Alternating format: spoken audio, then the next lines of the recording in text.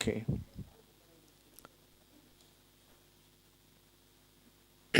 క్రీస్తునందు ప్రియమైన దేవుని ప్రజలకు ప్రభువైన యేసుక్రీస్తు నామమున శుభములు తెలియజేస్తున్నాను.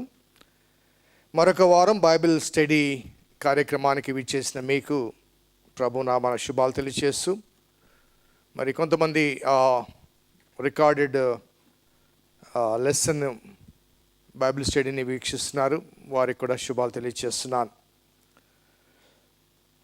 గత క్లాస్లో మొదటి రాజుల గ్రంథము 4వ అధ్యాయం వరకు మనం ధ్యానం చేసాం. మరి ఈరోజు 5వ అధ్యాయం 6వ అధ్యాయం మరి ఎంతవరకు కొనసాగుతుందో తెలియదు, 5, 6 కంప్లీట్ చేయడానికి ప్రయత్నం చేద్దాం. సో సొలొమోను గురించి బైబిల్లో మనకి రాజుల మొదటి గ్రంథంలో మొదటి అధ్యాయం నుంచి 11 అధ్యాయాల వరకు మనకు అనగా 11 చాప్టర్స్ సొలొమోను గురించి రాయబడింది. అదే రీతిగా 2 క్రానికల్స్లో కూడా దాదాపు అంతే అన్ని అధ్యాయాలు సొలొమోను కొరకు కేటాయించబడ్డాయి. దావీదుతో పోలిస్తే దావీదుకు దాదాపు 60 అధ్యాయాలు.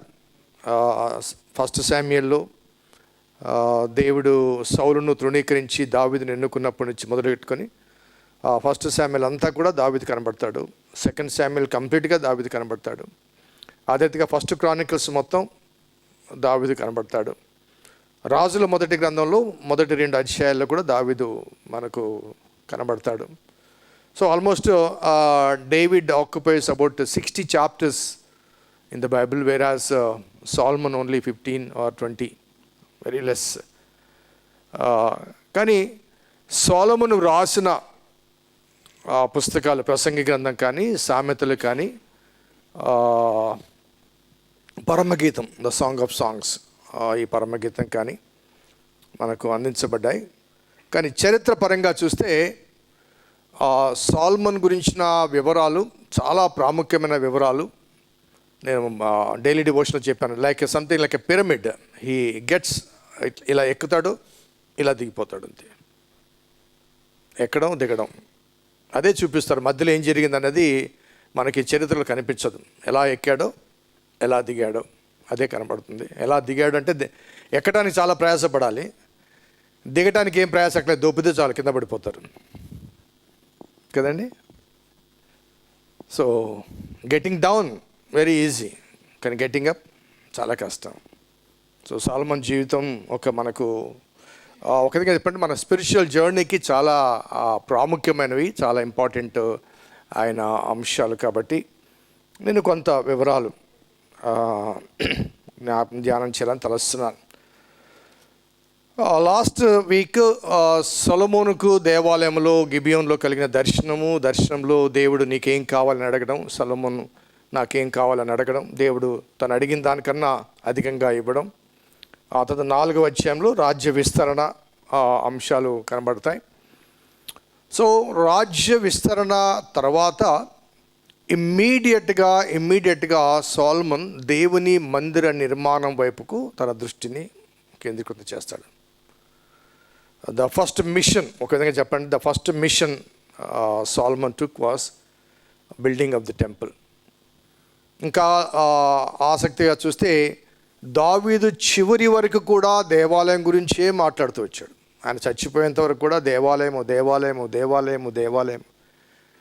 పనివారిని పిలిచి దేవాలయానికి సహాయం చేయండి అంటాడు, అధిపతులను పిలిచి సహాయం చేయండి అంటాడు, ప్రజలను పిలిచి సహాయం చేయండి అంటాడు, తనది సొంత ఇస్తాడు. నా కుమారుడు బాలుడు, అతనికి అంత జ్ఞానం లేదు, మీరందరూ సహకారం చేయాలి. సో సమాధి చేరేంత వరకు దేవాలయం గురించిన ధ్యాస దావీదుకు ఉంది. అదే రీతిగా సింహాసనాసీనుడైన తర్వాత అతడు మొట్టమొదటి క్రియ ఆలయ నిర్మాణాన్ని ప్రారంభిస్తాడు. సో 5, 6, 7 అధ్యాయాలు దాదాపుగా దేవాలయ నిర్మాణం గురించి వ్రాయబడ్డాయి. 8వ అధ్యాయంలో దేవాలయంలోనికి ప్రవేశించడం, అక్కడ దేవునికి ప్రార్థన చేయడం కనిపిస్తుంది. అదే రీతిగా 9వ అధ్యాయంలో దేవుడు స్పందించి సొలొమోనుకు కొన్ని హెచ్చరిక ఇస్తాడు. 10వ అధ్యాయంలో షేబా రాణి విజిట్ చేస్తుంది.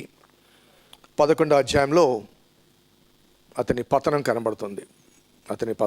చాలా చాలా బ్రీఫ్గా అతని చరిత్ర కనబడుతుంది. So coming to the 5th chapter, 5వ అధ్యాయంలో, తర్వాత తూరునకు రాజైన హీరాము తన తండ్రికి బదులుగా సొలొమోను పట్టాభిషేకం నందునని విని తన సేవకులను సొలొమోను వద్దకు పంపెను. ఏలయనగా హీరాము ఎప్పటికీ దావీదుతో స్నేహముగా ఉండెను. ఈ తూరు రాజైన హీరాము దావీదు తన రాజమందిరము నిర్మించుకోవాలనుకున్నప్పుడు కూడా ఆ తూరు ప్రాంతం నుంచి దావీదునకు సహాయం చేస్తాడు. మనకు 2 శామ్యూయల్ 5th చాప్టర్ 11లో కానీ, మొదటి దినవృత్తాంతములు 14:1లో కానీ, అనగా దావీదు తన పురమును నిర్మించుకునే సమయంలో ఆ హీరాము దగ్గర నుంచి వస్తు సామాగ్రిని, ముఖ్యంగా కలప తెచ్చుకుంటాడు. ఈ తూరు, సీదోను ఈ ప్రాంతాలు లెబనోను దేవదారు వృక్షాల అరణ్యం కాబట్టి ద బెస్ట్ వుడ్ ఎక్కడంటే ఆ లెబనాను అరణ్యాల నుంచి వస్తాయి. కాబట్టి అక్కడి నుంచి కలప తీసుకొని రావడం, ఈ దేవాలయానికి తూరు సీదోను నుంచి కలప తీసుకొని వస్తాడు. సో వీరిద్దరికి మధ్య ఉన్న రిలేషన్షిప్ ఒక కారణం, దావీదుకు హీరాముకు మధ్య ఉన్న సంబంధం, వారి మధ్య ఉన్న ఫ్రెండ్షిప్.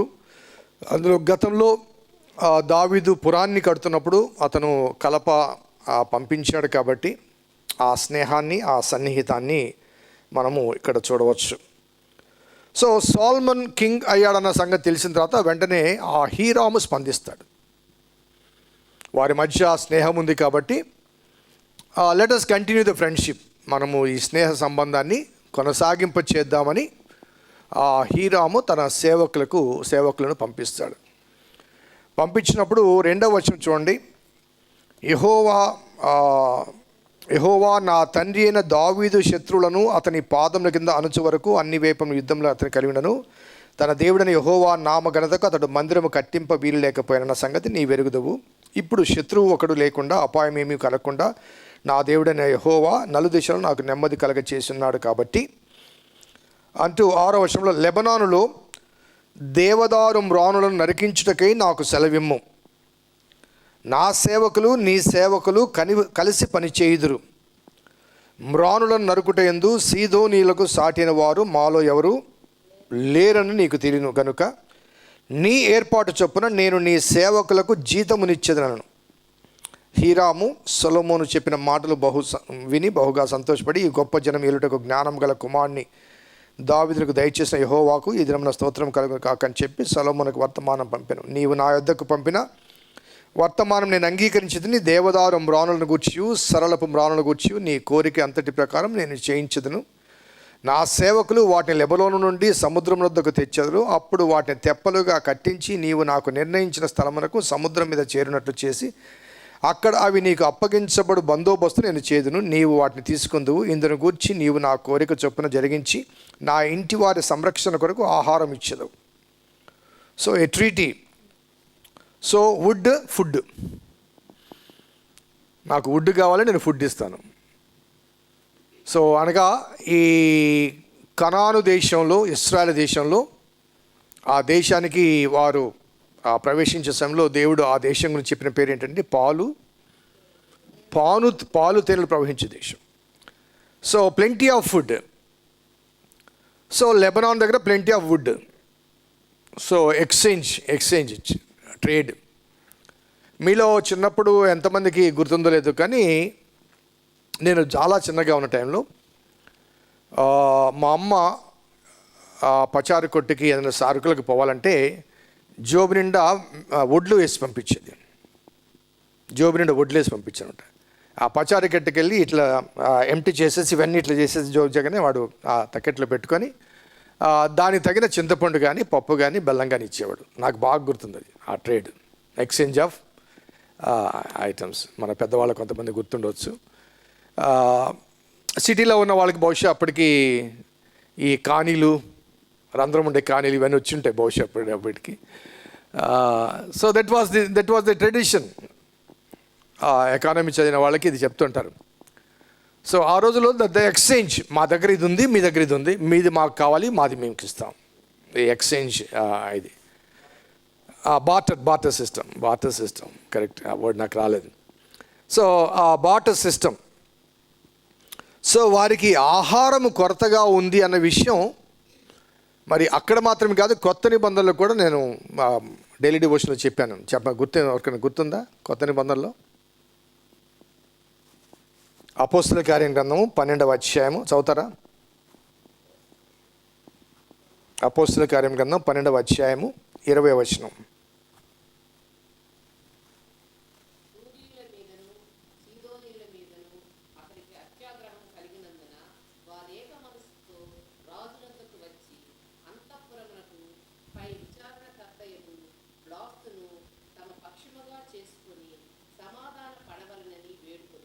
చదవండి ఇంకా.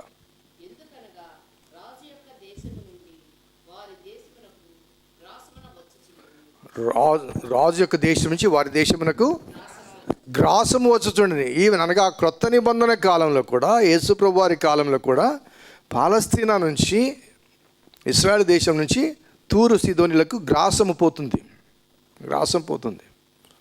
సో వారికి అరణ్యం ఉంది కానీ ఆహారం లేదు. వీరికి ఆహారం ఉంది కానీ అరణ్యం ఉంది, ఉన్నా కానీ ఆ వుడ్, లెబనోను, బైబిల్లో లెబనోను దేవదారు గురించి ఎన్ని కవితలు రాస్తాడు కానీ సొలొమోన్ ఎక్కువ రాస్తాడు. దేవదారు వృక్షాలు అది అని చెప్పేసి, దేవదారు మ్రానులతో కట్టిన ఇంట్లో నేను ఉన్నానంటూ దావీదు చెప్పడం కానీ, దేవదారు ద ఫైనెస్ట్. ఇప్పుడు మనకు ఎలాగో టీకు ఎలా భావిస్తుంటామో ఆ రీతిగా మంచి వుడ్ అక్కడ దొరుకుతూ ఉంటుంది కాబట్టి అక్కడి నుంచి తెప్పించారు. ఒకసారి ఆలోచిద్దాం, ఆ మ్యాప్లో కొద్దిగా వైడన్ చేయి జీసస్ మినిస్టర్ ప్లేస్ని. ఇంకా ఓకే. సీదోను పైన ఉంది, టైర్ అంటే తూరు, అది ఫినోషియా. ఆ పైన సిరియా దేశం ఉంటుంది. సో అక్కడి నుంచి, తూరు నుంచి గలిలయకు 63 కిలోమీటర్లు. ఓకే. ఆ గలిలయ నుంచి కిందికి యెరూషలేం రావాలంటే 101 మైళ్ళు. సో ఆ రోజుల్లో మనకు ఆ ప్రాణ సౌకర్యాలు ఏంటి చెప్పండి?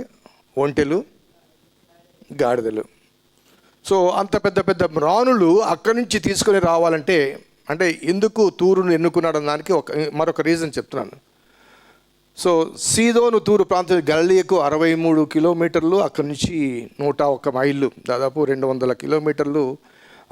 అంత పెద్ద వుడ్ అక్కడి నుంచి రావాలంటే కష్టం. కాబట్టి ఆ తూరును ఎన్నుకోవటానికి ఇంకొక కారణం ఏంటంటే, నన్ను మళ్ళీ పెద్దగా చెయ్యి, అక్కడి నుంచి ఇంకొక రూట్ ఏమైనా మనకు కనబడుతుందా? ఇంకొక రూట్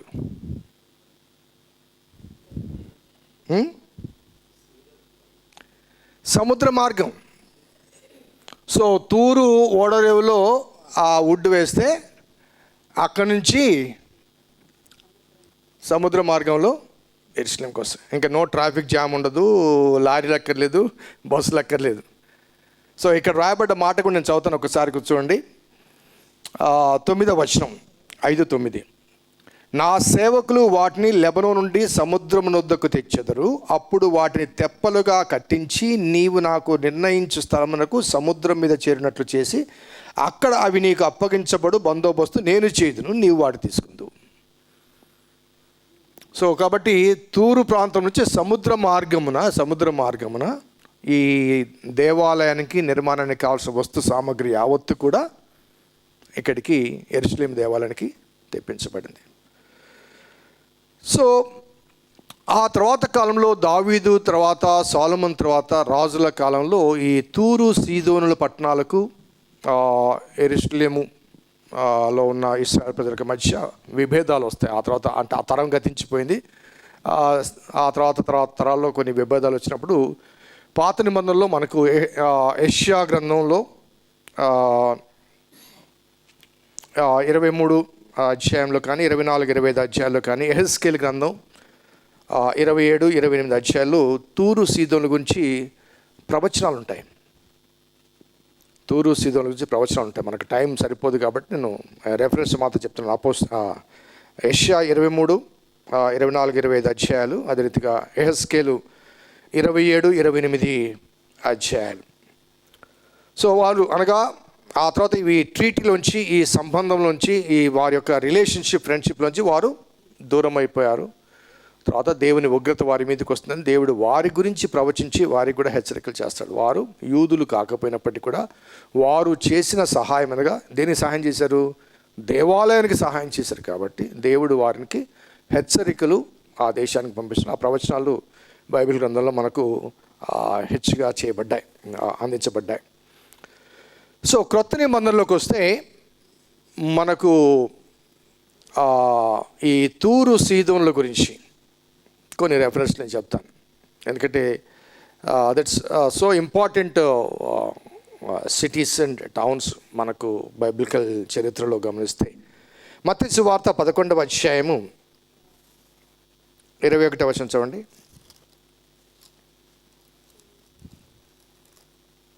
మత్తయి సువార్త 11వ అధ్యాయం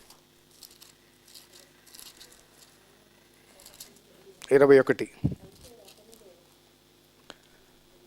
అయ్యో కొరాజీనా, అయ్యో బెత్సైదా, మీ మధ్యన చేయబడిన అద్భుతములు తూరు సీదోను పట్టణంలో చేయబడిన ఆ పట్టణం వారు పూర్వమే గోనెపట్ట కట్టుకుని బూడిద వేసుకుని మారు మనసు పొంది ఉందురు. విమర్శన దినమందు మీ గతి కంటే తూరు సీదోనుల పట్టణం వారి గతి ఓరవదగనై ఉండును. సో కొరాజీనా, బెత్సైదా ఆ గ్రామాల వాళ్ళు యేసును తరిమేస్తారు. మా దగ్గర వద్దు, మా ఊర్లో ఉండొద్దు, వెళ్ళిపోమంటారు. అన్ని అద్భుతాలు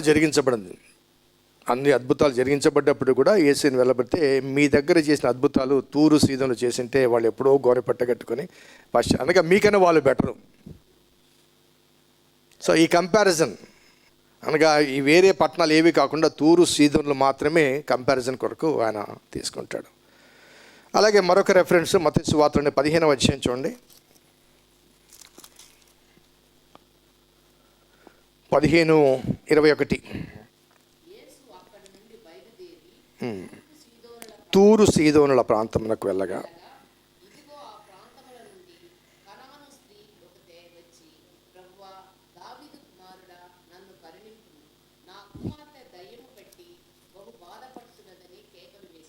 ఓకే.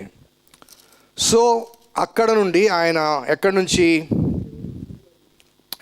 చెప్పండి, ఎక్కడి నుంచి 15:1 ఎక్కడుంది? యెరూషలేము నుండి తూరు సీదోనుకు సముద్రం నుంచి పోలేదు ఆయన. నేను ఇందాక ఏం చెప్పాను? తూరు సీదోను నుంచి కలప సముద్ర మార్గంలో యెరూషలేముకు వచ్చింది. కానీ యేసుప్రభువు వారు సముద్ర మార్గాన పోలేదు.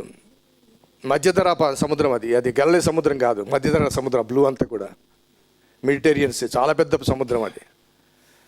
ఆ సముద్రం ఆనాటి కాలంలో ప్రయాణానికి అంత సౌఖ్యం కాదు. కాబట్టి యేసుప్రభువు వారు ఎక్కడికి వెళ్ళినా కానీ కాలినడకనే వెళ్ళాడు. ఓన్లీ గలిలే మాత్రమే, ఈ పక్క నుంచి ఆ పక్క ఈ పక్క తిరిగాడు తప్ప కాలినడకనే వెళ్ళాడు. సో ఇందాక చెప్పినట్లు రీతిగా గలిలే నుంచి తూరుకు 65 కిలోమీటర్లు, ఆ గలిలే నుంచి యెరూషలేమునకు 101. సో యెరూషలేము నుంచి ఆయన పనిగట్టుకొని తూరు సీదోను ప్రాంతానికి వెళ్తాడు. మనకు తెలిసింది ఏంటంటే ఆయన యెరూషలేము నుంచి గలిలే వెళ్తూ సమరయ గుండా వెళ్ళవలసి వచ్చింది. అక్కడ సమరయ స్త్రీతో సంభాషించాడు. అనగా సమరయ స్త్రీ కొరకు ఆయన సమరయ వెళ్ళాడని అనుకుంటున్నా. కానీ సమరయ స్త్రీ కొరకు మాత్రమే కాదండి, he made A voluntary trips. ఉద్దేశపూర్వకంగా కొన్ని ప్రాంతాలకు ఆయన వెళ్ళాడు. ఒక్కరి గురించే వెళ్ళాడు ఆయన, ఉద్దేశపూర్వకంగా వెళ్ళాడు. యెరూషలేము నుంచి గలిలేకి వెళ్తూ గలిలేకి డైరెక్ట్ వెళ్ళకుండా వెళ్తున్నాడు. తూరు ప్రాంతానికి వెళ్ళిపోయి అక్కడికి వెళ్ళి అక్కడ కనాను స్త్రీ వస్తుంది. ఆమె ఎవరి గురించి, ఆమె గురించిన వివరాలు మార్కు సువార్త 3లో కూడా చూద్దాం. మార్కు సువార్త 3:8.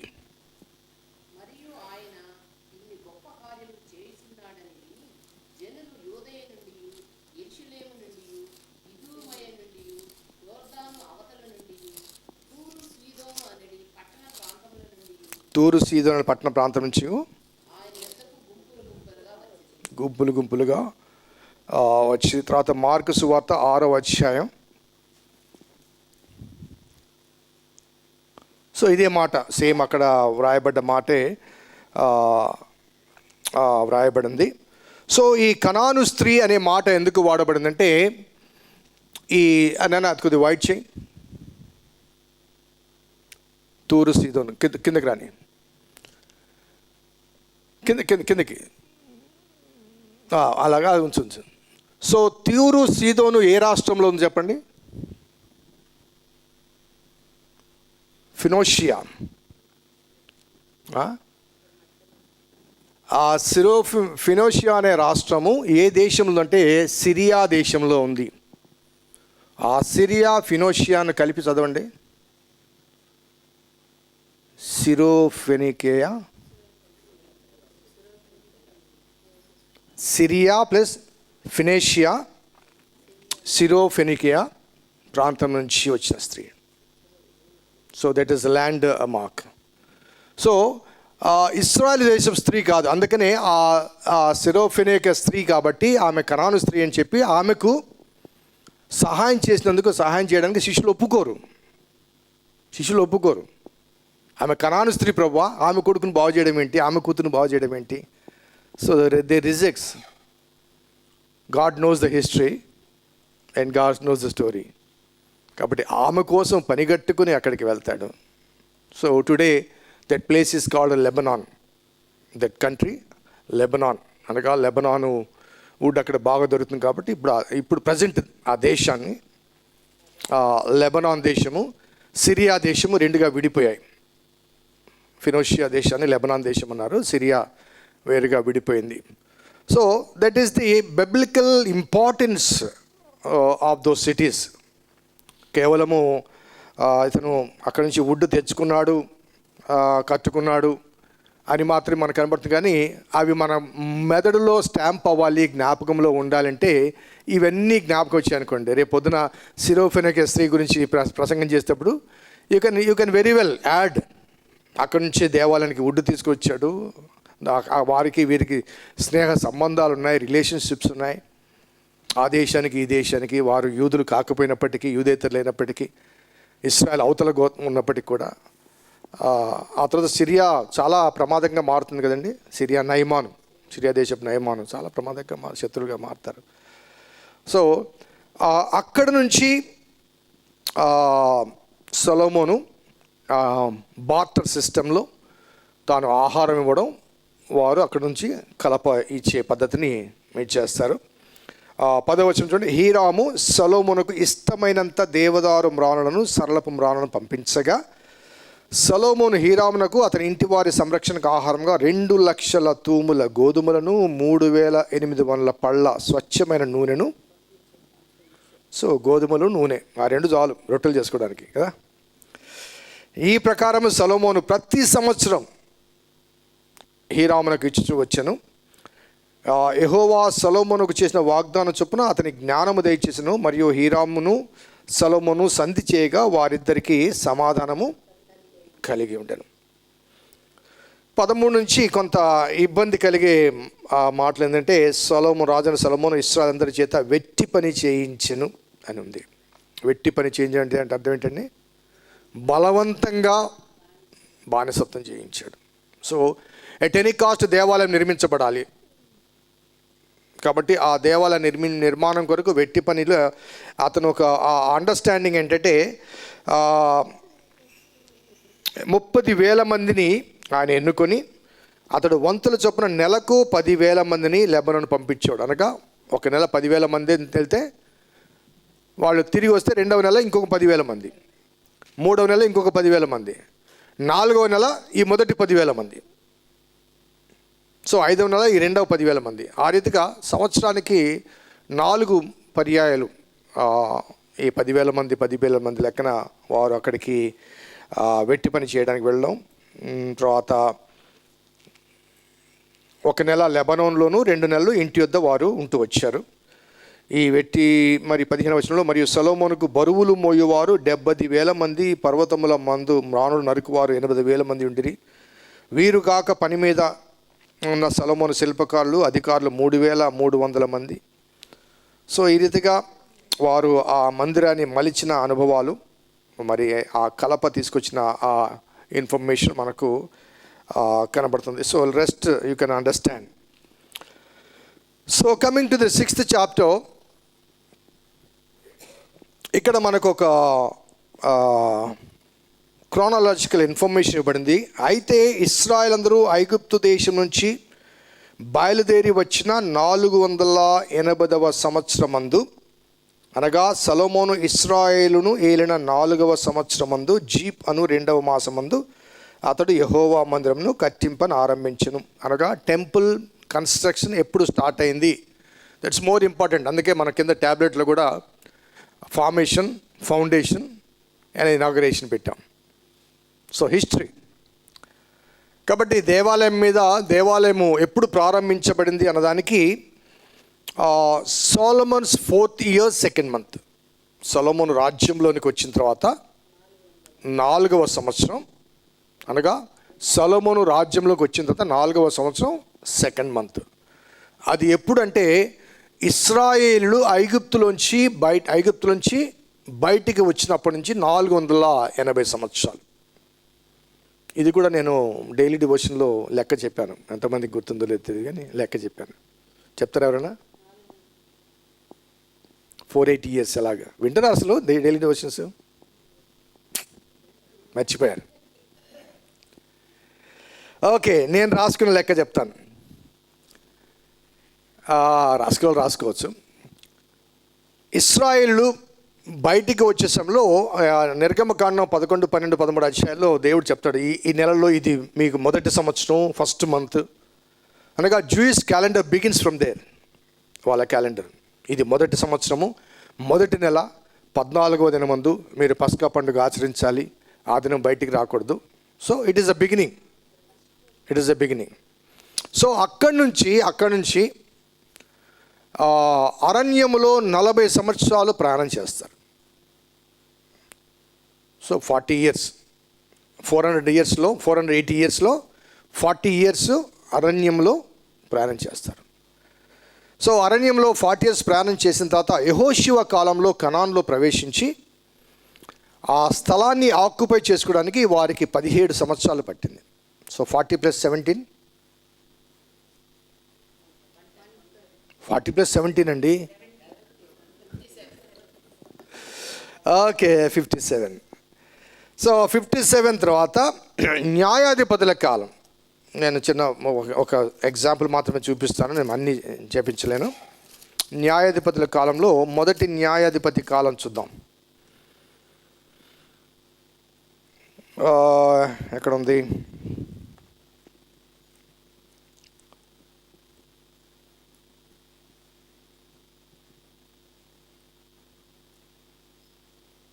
న్యాయాధిపతుల గ్రంథంలో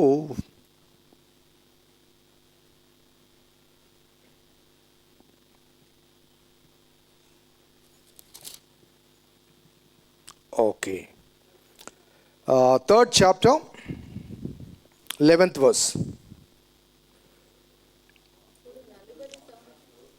అప్పుడు 40 సంవత్సరములు దేశము నెమ్మది పొందెను. అదే అధ్యాయంలో 29వ వచనం చూడండి.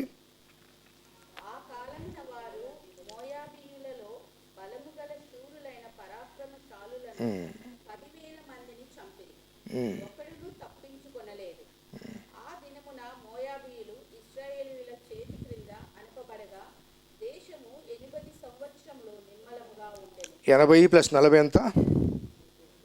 120. సో 4:3 చూడండి. అతనికి 900 రథములుండెను. అతడు 20 సంవత్సరములు ఇశ్రాయేలీయుల లెక్కండి అమ్మా, 140. సో ఆ రీతిగా మనము లెక్క వేసుకుంటూ పోతే, ఇవన్నీ నేను టిక్ పెట్టలేదు కానీ ఇంకొక రెఫరెన్స్ కూడా చెప్తాను. నా 8th verse, 8th chapter 28th verse. మిద్యానీయులు ఇశ్రాయేలీయుల ఎదుట అనపబడి అటు తరువాత తమ తలలను ఎత్తుకొనలేకపోయింది. గిద్యోను దినములలో దేశము 40 సంవత్సరములు నిమ్మలముగా నుండెను. ఓకే, ఆ తర్వాత 10వ అధ్యాయం 2వ వచనం చూడండి.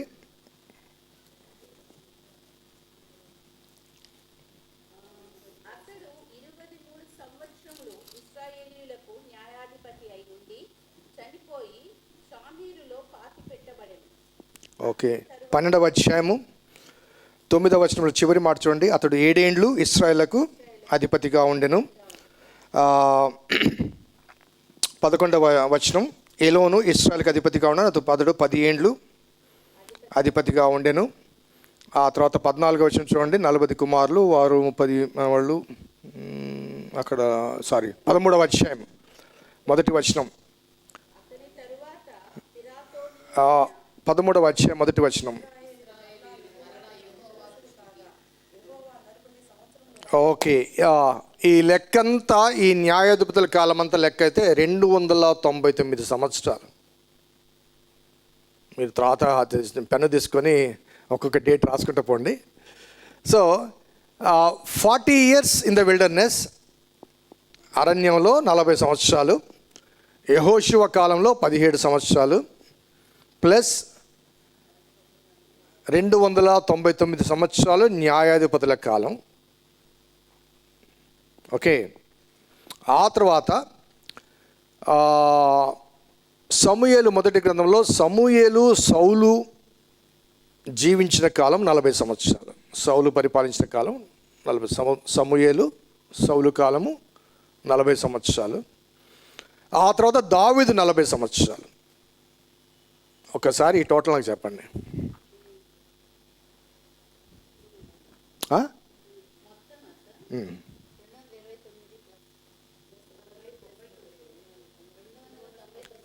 40, 17, 299, మళ్ళొక 40, మళ్ళొక 40, మళ్ళొక 40.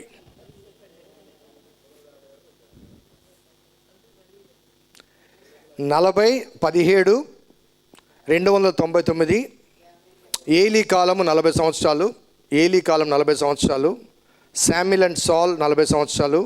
డేవిడ్ 40 సంవత్సరాలు.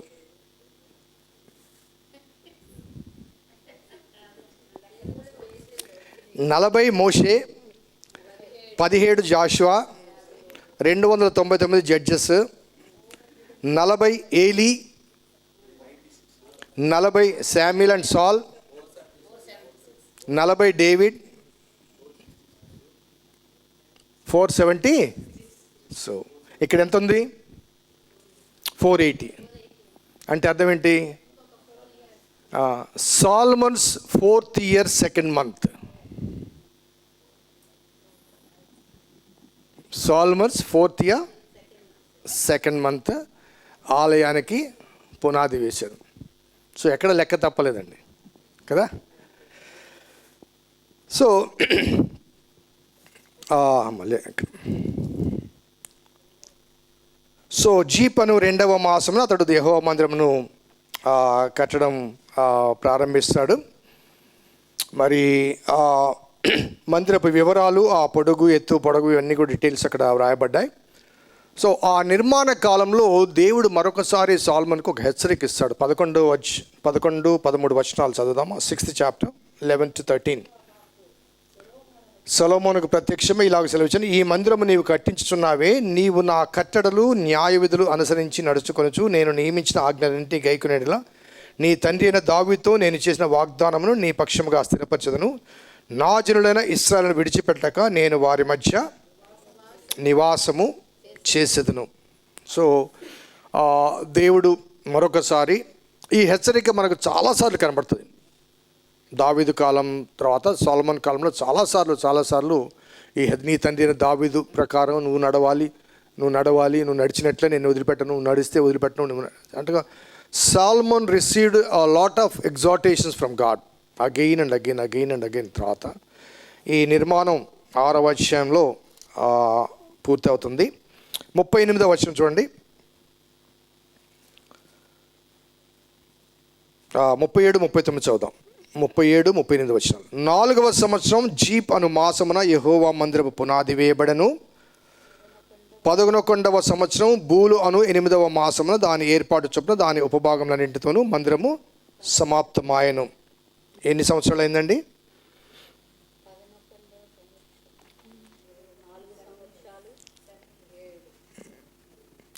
4th ఇయర్లో స్టార్ట్ అయింది. అతని 11th ఇయర్లో కంప్లీట్ అయింది. అతని 4th ఇయర్లో స్టార్ట్ అయింది. 4th ఇయర్ 2nd మంత్లో స్టార్ట్ అయింది. అతని 11th ఇయర్ 8th మంత్లో అది కంప్లీట్ అయినట్టుగా మనము చూస్తాము. 7.5 సంవత్సరాలు పెట్టిందమ్మా. 7.5 years దాదాపుగా. 4th ఇయర్ 2nd మంత్ నుంచి 11th ఇయర్ 8th మంత్ వరకు. So 7 years and 6 months. So తర్వాత డెడికేషన్ వెళ్ళకముందు మనము 7th చాప్టర్కి వస్తే, సొలొమోను 13 సంవత్సరంలో తన నగరుని కట్టించుచుండి దానినంతటిని ముగించెను. సో అక్కడ 7.5 years, ఇక్కడ 13 ఏంటి? ప్యాలెస్.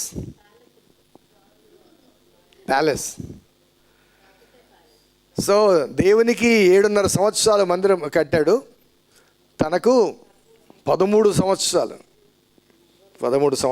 కట్టిస్తాడు. ఆ తర్వాత దాని డీటెయిల్స్ అన్నీ అక్కడ ఉన్నాయి. 8వ వచనం చూడండి. లోపలి ఆవరణంలో తన నివాసపింటిని ఆ విధముగానే కట్టించెను. మరియు సొలొమోను తాను వివాహమైన ఫరో కుమార్తెకు ఈ మంటపం వంటి ఒక నగరును కట్టించెను. 12వ వచనం చూడండి. గొప్ప ఆవరణములకు చుట్టూను 3 వరుసల చెక్కిన రాళ్ళను, 1 వరుస దేవదారు దూలములు కలవు. యెహోవా మందిరంలోని ఆవరణము కట్టబడిన రీతినే ఈ మందిర మంటపములు, అనగా తన రాణులకు కట్టబడిన మందిరాలు ఏ రీతిగా ఉన్నాయి?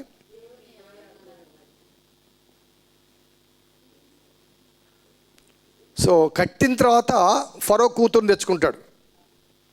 ఎప్పుడు పెళ్ళైంది చెప్పండి? ఎప్పుడు పెళ్ళైంది? 3వ అధ్యాయం చూడండి.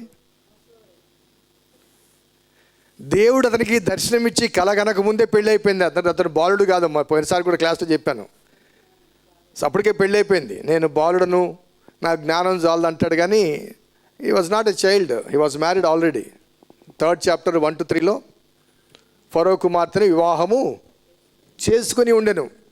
చేసుకుని ఆ వివాహం చేసుకుని ఎక్కడ ఉంచాడంటే దావీదుపురంలో ఉంచుకున్నాడు. దావీదుపురంలో అనగా బెత్లెహేం, దావీదుపురం అంటే.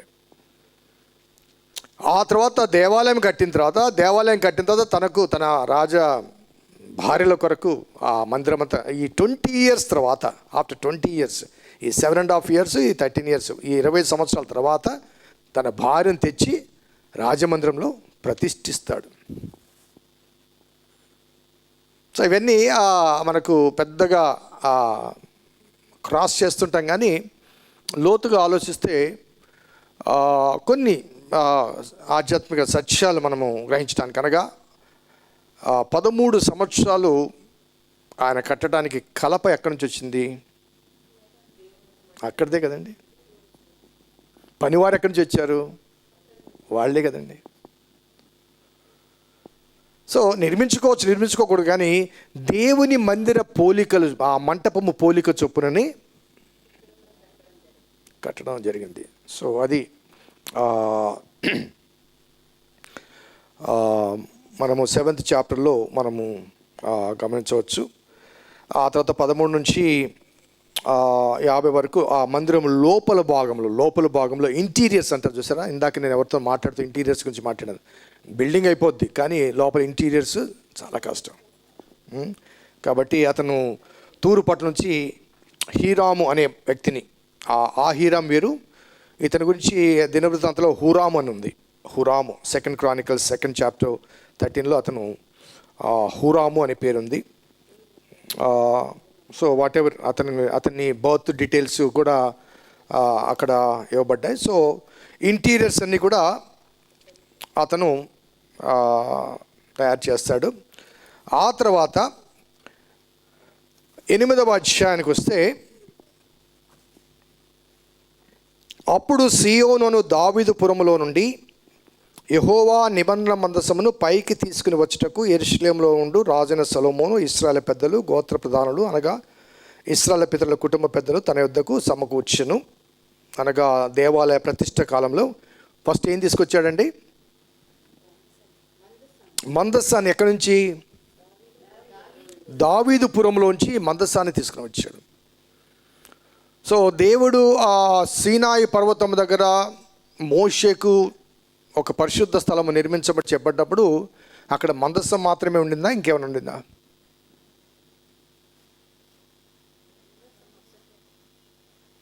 ఎక్కడుంది మందసం? అక్కడ ప్రత్యక్ష గుడారంలో బలిపీఠం ఉంది, మందసం అతి పరిశుద్ధ స్థలం ఉంటుంది, కానీ ప్రత్యక్ష గుడారం ఉంది కదా. సో గతంలో నేను చెప్పాను అనుకుంటున్నాను, ఐఎమ్ సారీ, షిలోహులో మందసం పట్టుబడ్డప్పుడు యుద్ధ భూమిలో ఫిలిస్తీన్లు తీసుకుని పోయినప్పుడు ఆ షిలోహులో ప్రత్యక్ష గుడారము బలిపీఠం అక్కడే ఉన్నాయి. ఆ తర్వాత సౌలు రాజుగా ఇదైన తర్వాత అతడు ఆ ప్రత్యక్ష గుడారాన్ని తీసుకుని వెళ్ళి తన సొంత ఊరైన గిబియోన్లో పెడతాడు. ఆ గిబియోన్లో ప్రత్యక్ష గుడారము బలిపీఠం అక్కడే ఉన్నాయి కాబట్టి అందరూ బలి అర్పించడానికి అక్కడికి వెళ్ళారు. సొలొమోను కూడా అక్కడికే వెళ్తాడు. గిబియోన్కి ఎందుకు వెళ్ళాడు? అక్కడ మందసం లేదు. మందసం ఆల్రెడీ దావీదు పురానికి తీసుకొచ్చాడు. కానీ గిబియోన్కి ఎందుకు వెళ్ళాడు? బలిపీఠం అక్కడ ఉంది, మోషే చేయించిన బలిపీఠం అక్కడ ఉంది, ప్రత్యక్ష గుడారం అక్కడ ఉంది. కాబట్టి ఆ గిబియోన్లో ఉన్నత స్థలము కూడా అది దేవుని సన్నిధిగా భావించబడింది. అక్కడే దేవుడు దర్శనమిస్తాడు. సో ఈ యెరూషలేములో దేవాలయం నిర్మించిన తర్వాత దావీదు పురంలోంచి మందసాన్ని తీసుకొని వస్తారు. అదే రీతిగా 4వ వచనం చూడండి. ప్రత్యక్ష గుడారమును గుడారంలో ఉన్న పరిశుద్ధ ఉపకరణములను యాజకులు లేవీయులు తీసుకుని రాగా అవి కూడా వారు తీసుకొని వస్తారు. అనగా గిబియోన్లోంచి గుడారాన్ని, అదే రీతిగా బలిపీఠాన్ని దావీదుపురం నుంచి మందసాన్ని తీసుకుని వచ్చి పెడతారు. ఎప్పుడు తీసుకొచ్చారంటే, ఈ ప్రతిష్ఠ ఎప్పుడు జరిగిందంటే 2వ వచనం.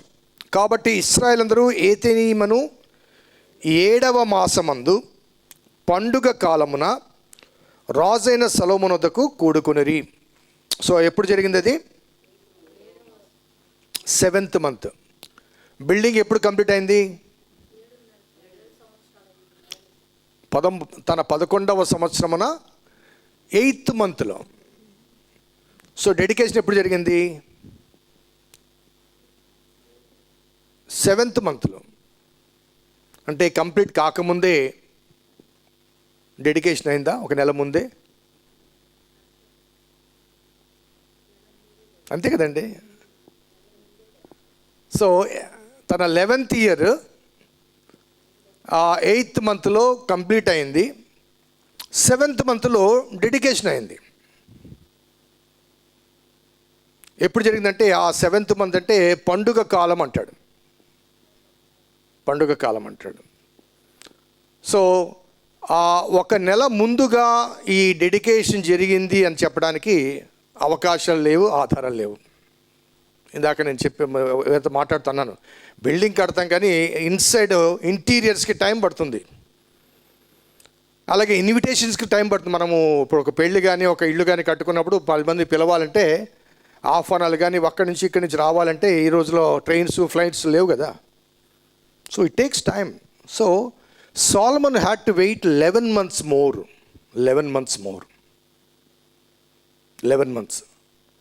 ఆ 11 months ఎందుకు ఆగారు అంటానికి ఆ seventh month first day Sabbath దినమున సెవెంత్ డే ప్రాయశ్చిత దినము, 7th month 15 to 21 పర్ణశాలల పండుగ, గుడారాల పండుగ. సో ఇశ్రాయేలులకు 7వ మాసంలో 15వ దినం నుంచి 21వ దినం వరకు వారికి గుడారాల పండుగ. మీకు కావాలంటే రెఫరెన్స్ రాసుకోండి, లేవి కాండము 23, 33, 46లో కనబడుతుంది. 33, 46లో లేవి కాండము 23లో.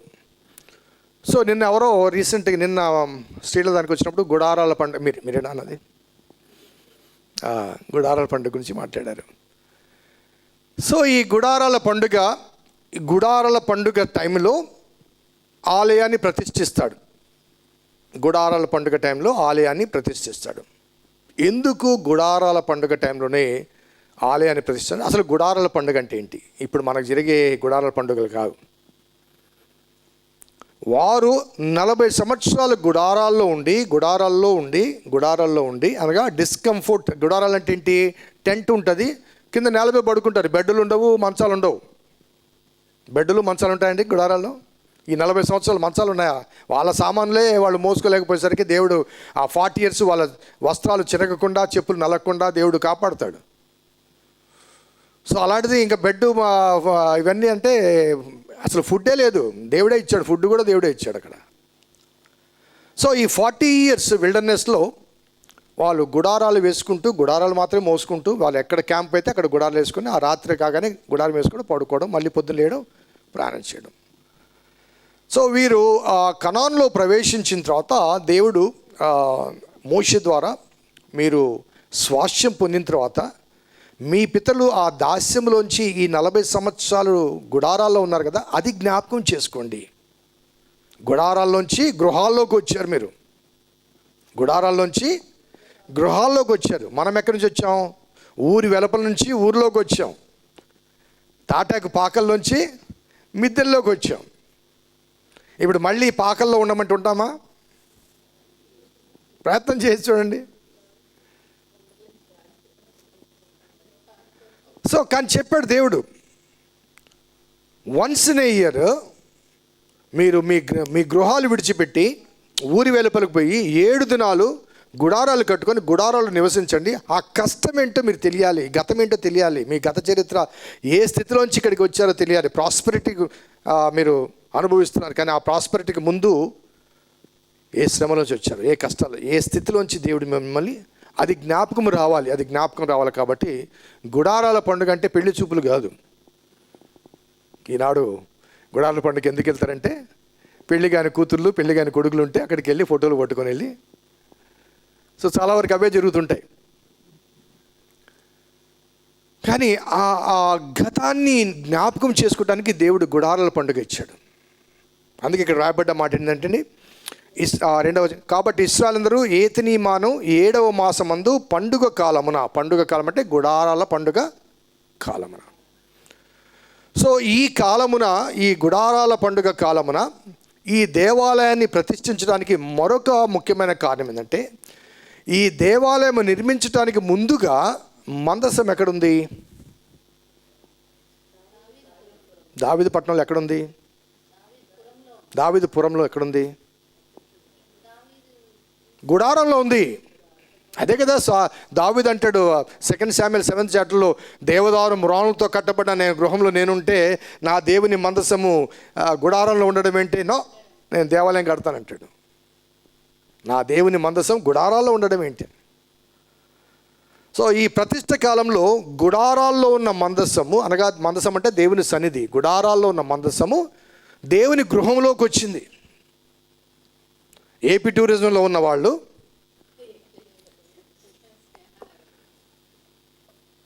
So we need to remember, గతాన్ని మర్చిపోకూడదు. ఎటువంటి స్థితిలోంచి, ఎటువంటి పరిస్థితిలోంచి మనము దేవుడు మన పట్ల చేసిన మేళ్లను ఎప్పుడు కూడా. So the feast of the tabernacle గుడారాల పండుగ, ఈ పండుగ అనేది fitting day, remembering the 40 years of tent dwelling ఆ దినం కాబట్టి ఆ దినాన వారు ఈ ఆలయాన్ని ప్రతిష్ఠించారు. సో ఇక్కడితో నేను క్లోజ్ చేస్తాను. ఆ తర్వాత ఆ ప్రతిష్ఠ సమయంలో మరి సొలొమోను చేసిన ప్రార్థన కానీ దేవుని జవాబు కానీ ఉత్తర ప్రత్యుత్తరాలు వాటి గురించి నెక్స్ట్ క్లాస్లో మనం జ్ఞాపకం చేసుకుందాం. Let's pray. కృపగల దేవా, దయగల తండ్రి, మీ పాదములకు స్తోత్రము చెల్లిస్తున్నాం నాయన. అవును ప్రభు, మరి పాత నిబంధన చరిత్ర అది కేవలం చరిత్ర మాత్రమే కాదు ప్రభా, మా జీవితానికి ఒక చుక్కాని. ఆనాటి చరిత్రలోని అనేక అంశాలు మేము నేర్చుకోవడం మాత్రమే కాదు, మా మార్గాన్ని మలచుకోవటానికి అవకాశాలు ప్రభా. అనేక సార్లు ఈ వాక్యాలు మేము చదువుతుంటాం కానీ లోతుగా వెళ్ళము కాబట్టి అనేక అంశాలు విస్మరించబడుతూ ఉంటాయి, విడిచిపెట్టబడుతుంటాయి. మరి డైలీ డివోషన్స్ ద్వారా కానీ బైబిల్ స్టడీ ద్వారా కానీ ప్రభా మేము లోతుగా ధ్యానం చేస్తూ ముందుకు సాగుతుండగా ప్రభా మీ కృప అనుగ్రహించమని వేడుకుంటూ, నీ అందరి పరిజ్ఞానం పరిపూర్ణంగా తెలియకుండానే మేము లోకాన్ని విడిస్తే నీకు బైబిల్ గురించి ఏం తెలుసు అంటే ఏమీ తెలియకుండా ఎక్కడికి ఇస్తున్నావు అనే ప్రశ్న. కాబట్టి ప్రభా మా దినముల సమాప్తి కాకముందే కొంతైనా లోతుగా తెలుసుకోవటానికి, అధ్యయనం చేయటానికి మీ కృప అనుగ్రహించమని వేడుకుంటూ, ఆసక్తితో పాల్గొన్న ప్రతి బిడ్డను దీవించమని మా రక్షకుడిని యేసు నామమున అడిగి వేడుకొంచున్నాం తండ్రి. ఆమేన్. తండ్రి, కుమార, పరిశుద్ధాత్మ త్రియేక దేవుని దీవెన మనకు, ముఖ్యంగా వాక్యాభిలాషులకు సదా తోడేండును గాక. ఆమేన్. God bless.